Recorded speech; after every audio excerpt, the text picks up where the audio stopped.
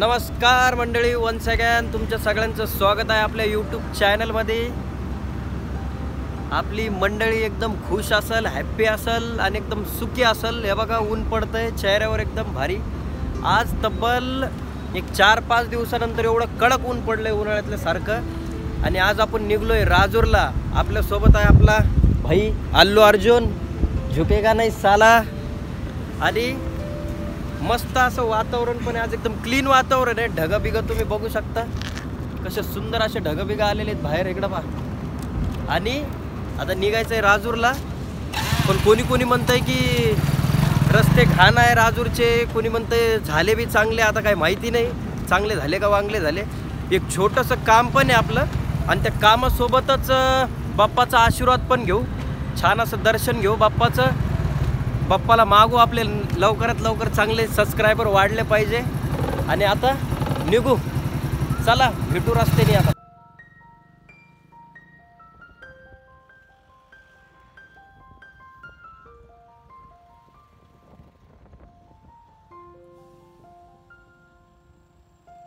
हे आहे समृद्धी महामार्ग, म्हणजे हा जो दिसतोय वरती हा समृद्धी महामार्ग आहे। आपण त्याच्या खालून चाललोय। एक नंबर आहे हे बघा।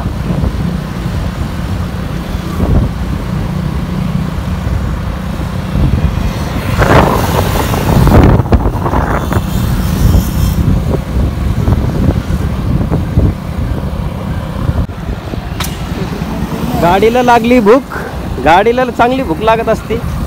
ही गाडीला लागली भूक आपल्या नंबर असे भरपूर चालू आहे। भरपूर नाही मला एवढं नाही येतं कोणी। कुठं इथं लावायची की इकडं? हे मामा आपल्याला सेवा करणार आहेत। मामा नाव काय आपलं? जितेंद्र भाऊ दाभाडे आज आपल्या गाडीला सेवा करणार आहे, गाडीची भूक मिटवणार आहे।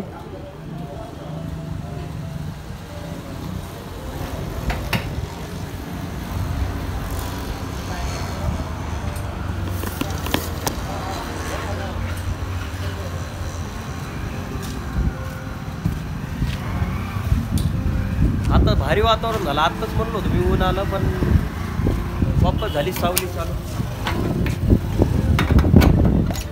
चांगले बदल। तर चला आता निघू पुढं।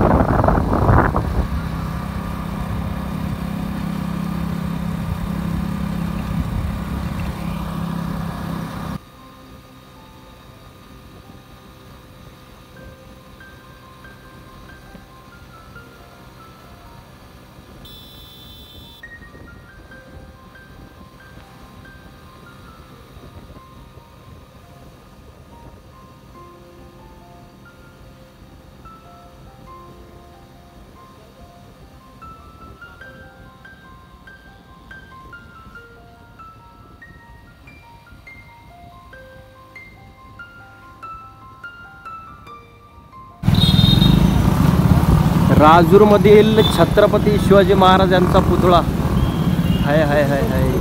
हा एक नंबर। छत्रपती शिवाजी महाराज की जय।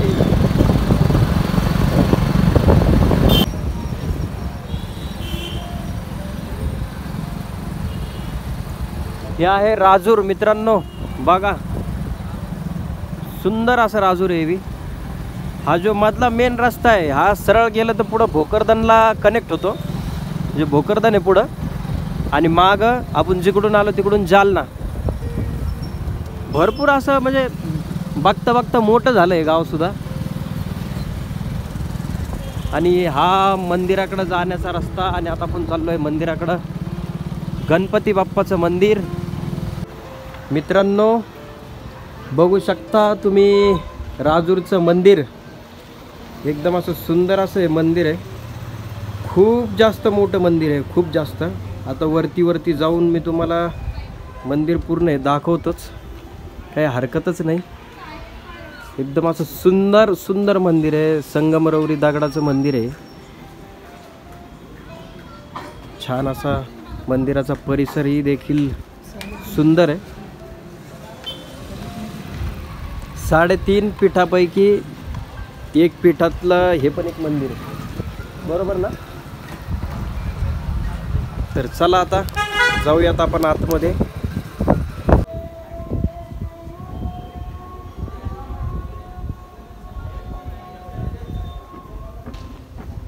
बापरे, पाय असे तापायला लागले ना, खाली फरशी अशी गरम झालेली ना. पण आपण आता पांढऱ्या फरशीवरून जाऊ. थोडंसं फरक पडला पायाला. ही कमान दाखवतो मी तुम्हाला. आतमध्ये एक मोठी अशी घंटा आहे, जी की बाजीराव पेशवे यांनी या मंदिरासाठी दिलेली आहे. ती बी मी तुम्हाला दाखवतो. ही मंदिराची कमान आहे. ही कमानीच्या आतमध्ये थांबलोय आणि काहीतरी चालू आहे याचं. थंडगार लागते. संगमरवरी दगड आहे ना भाई, संगमरवरी दगड आहे ना. संगमरवरी दगड एकदम थंड लागते. इथे AC सारखंच छान असं वातावरण. आणि आता सावली बी पडली थोडीशी.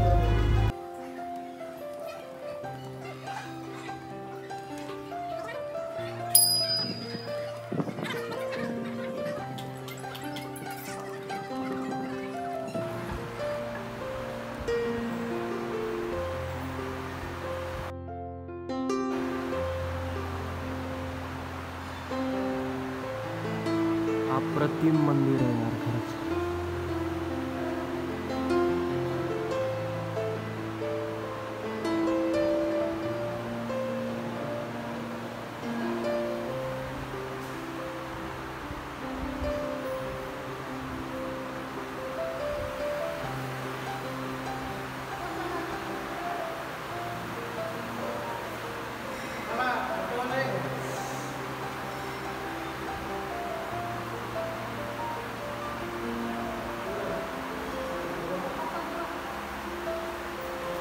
नोटीस मित्रांनो इथं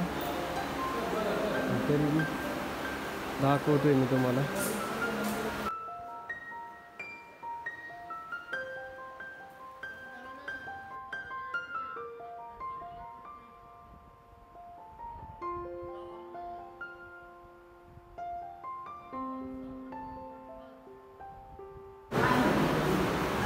मित्रांनो ही जी घंटा दिसतीये तुम्हाला, तांबे पितळाची घंटा आहे, पंचधातूची असेल.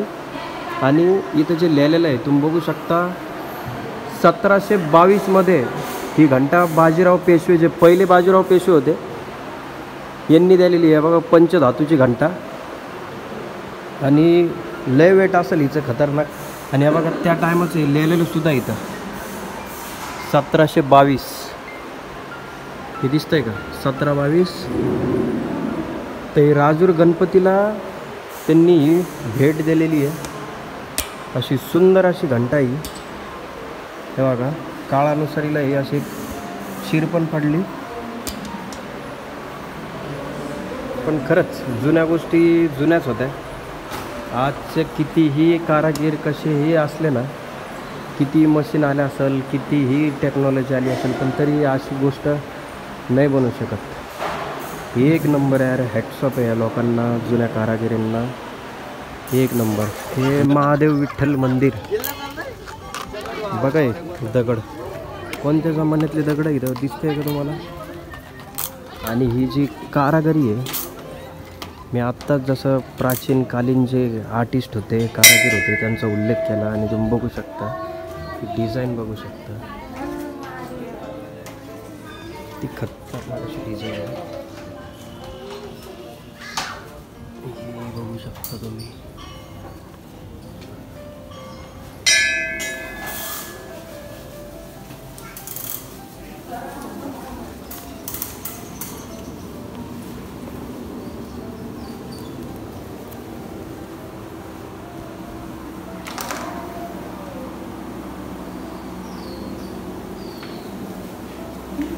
देवाचा प्रसाद आहे तो पायात उचलून घेतो, ते तोंडात खाऊन घेतो.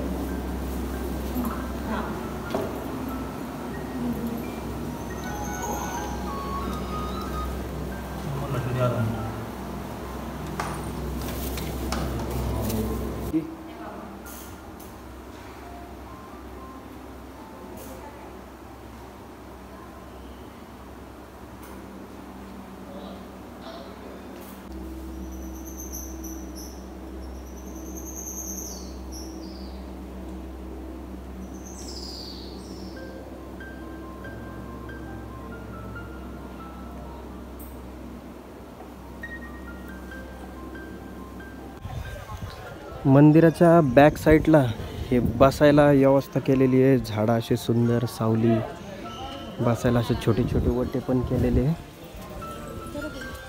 बढिया आहे एकदम भारी अशी सावली. आणि मस्त बसलोय आम्ही. बदामाचे झाडं लावलेली इथं सावलीसाठी ना, असे छोटे छोटे वटे पण केलेले बसायला असे. कॅमेऱ्यात दिसते तशा टाईप. आणि एक नंबर आहे. आता उन्हापासून वाचलोय आम्ही, आता सावलीत येऊन बसलोय. मंदिराचा परिसर किती सुंदर वाटतं ना यार असं जागेवर. आणि वरती आहे, डोंगरावरती आहे. हलकासा डोंगर आहे, जास्त मोठा बी नाही आहे, पण आहे ठीकठाक आहे. पायऱ्यामुळे एवढं काही नाही वाटत चढायला बी. आता तिकडं जाऊन आपण पाणी पिऊ, पिण्याचं पाणी घेतं आणि मग नंतर निघू खाली वापस. मित्रांनो, हे आहे सुंदर असं मंदिर. बघू शकता तुम्ही मंदिराचा कळस. पटापट दर्शन घेऊन टाका. मंदिराच्या कळसाचं पण दर्शन झालं म्हणजे देवाचं दर्शन झालं. अशा प्रकारे मन आहे. आता ही मन आहे की खरं आहे? जरूर खरंच असेल हे, कारण की कळस दिसला म्हणजे देव भेटला असंही बघू शकता तुम्ही. मित्रांनो, जस्ट आत्ता दर्शन झालंय आणि आता चाललोय खाली. इथूनच जाताना पायऱ्या दाखवल्या होत्या मी तुम्हाला, पण छान असं दर्शन झालं. अजय, कसं झालं दर्शन? एकदम सुंदर सुंदर दर्शन झालं. महादेवाचं पण दर्शन झालं इथं. भोले भोले हरदम हमारे साथ रहते हे भोले. आणि गणपती बाप्पाचं बी एवढं सुंदर दर्शन झालं. याच्यात क्लिप मी ॲड करेल माझी बी. आणि मी ज्यावेळेस दर्शन करत होतो त्यावेळेस कोणीच नव्हतं तिथं, म्हणून असं शांत दर्शन झालं. पण ज्यावेळेस आपण चतुर्थीला वगैरे येतो ना, त्यावेळेस इथं म्हणजे उभा राहायला जागाच नसती. आणि किमान दर्शनाला 8-8, 10-10 घंटेसुद्धा लागतात. कारण की इथल्या जवळपास 1-2 जिल्ह्यातले पण लोक इथं येतात आजूबाजूचे. त्यामुळे प्रचंड अशी गर्दी असती, भयानक गर्दी असती, आहे की नाही? ज्यावेळेस आपण पायी पायी यायचो त्यावेळेस कशी गर्दी असती, पूर्ण रात्र जायची लाईनीमध्ये. आणि तुम्हाला एक छोटंसं दाखवतो मी की हे जे दिसतंय का, हे पायऱ्या, हे लोखंडाच्या पायऱ्या दिसतंय की इकडं साईडच्या, हे बघा हे इकडं, हे सगळं दर्शनाच्या बारीसाठी असतं बघा. ते गोल गोल गोल गोल गोल गोल फिरवणं इकडून असं भरपूर, ते जे देव दिसतं परिसर तुम्हाला तिकडून अशी लंबी लाईन करतात.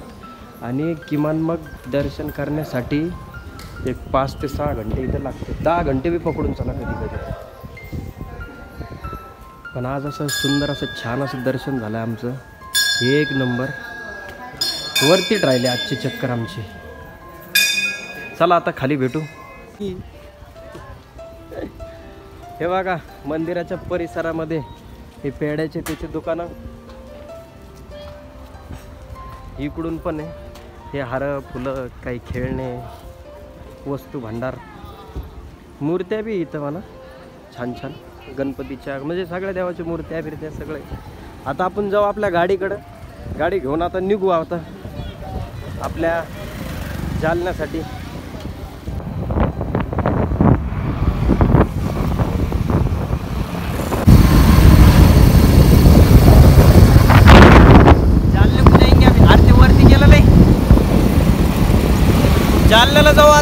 चाललो घरी. चांगलं दर्शन झालं.